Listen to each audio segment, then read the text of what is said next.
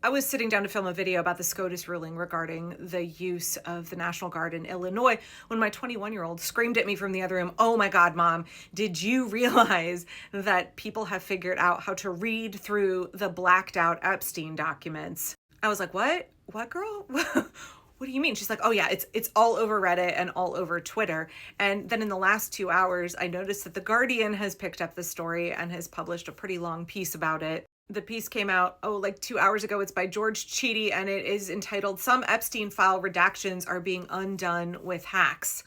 Clearly, some reporter at The Guardian is also scrolling like Gen Z, leftist Twitter and Reddit. I find this completely fascinating because it's not so much the technical expertise that is being employed, where folks are basically able to read through the blacked out portions of these Epstein files and see the text underneath and all of the information, incriminating information that is coming to light from that.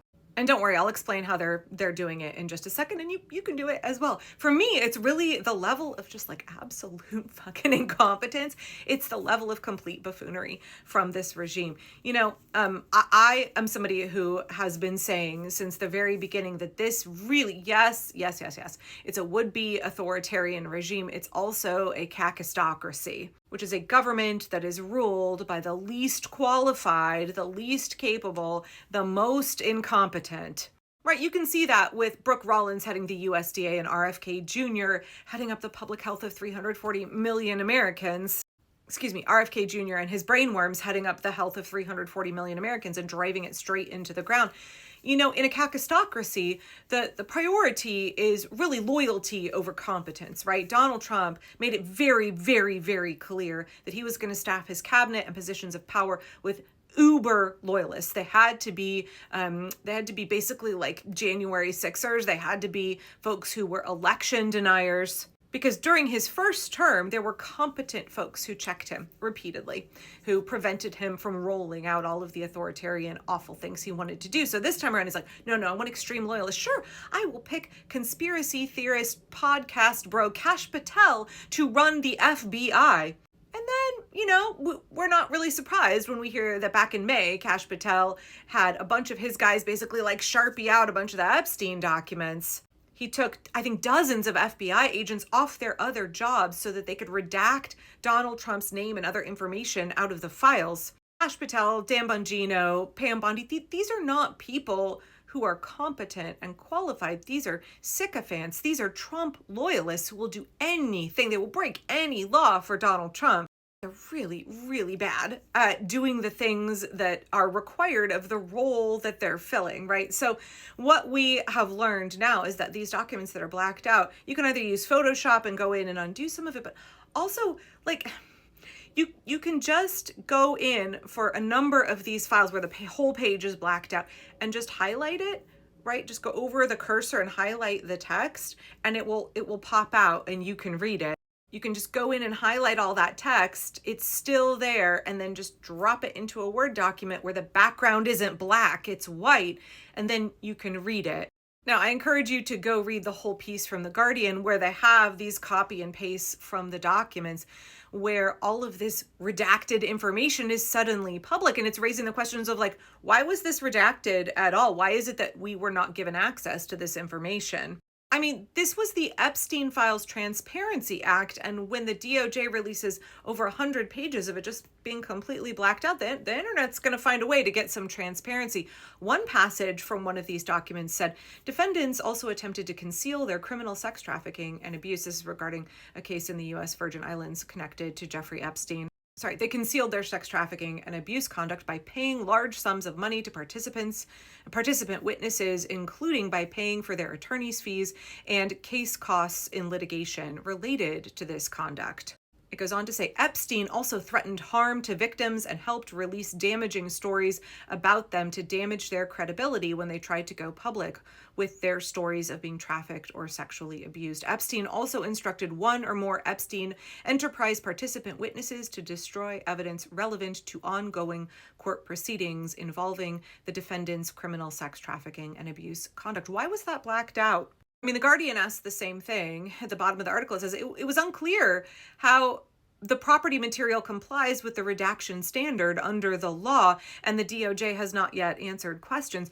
There's tons more in terms of financial exchanges, etc., around Jeffrey Epstein that are all now visible because folks on Reddit were like, oh yeah, what if we just highlight this text and copy and paste into a Word doc? And maybe I'm just a little bit too jaded here. Maybe it's not actually that there are a bunch of incompetent boobs running the show, and that's why this information was so easily unredacted. I mean, there are incompetent boobs running the show, but maybe I should have a more positive outlook on this. Maybe what's happening, again, no evidence to this fact, but let's just speculate for a second. Maybe this is folks inside the DOJ and the FBI who are choosing to be non-compliant with fascism. They've been told, like, hey, you got to redact all of this, but they know the redaction doesn't comply with the law, and they're like, okay, I will follow the letter of the instructions from my boss, but low-key, if somebody on Reddit figures out how to undo it, it's not my fault. I wonder how many people inside the government are there absolutely as part of the resistance, doing their jobs, but doing what they can to resist fascism from within. There was a creator, I can't find her account right now, but she had said that she had worked inside the federal government and she had to resign her position earlier in the year, but she still had a lot of friends who worked inside the federal government, and that there absolutely were lots of people who were engaged in malicious compliance, who were engaged in slow rolling and gumming up the gears, in refusing to bend the knee. And I don't know if that's what happened here, if it was just sheer incompetence from Trump loyalists or if there is some malicious compliance going on.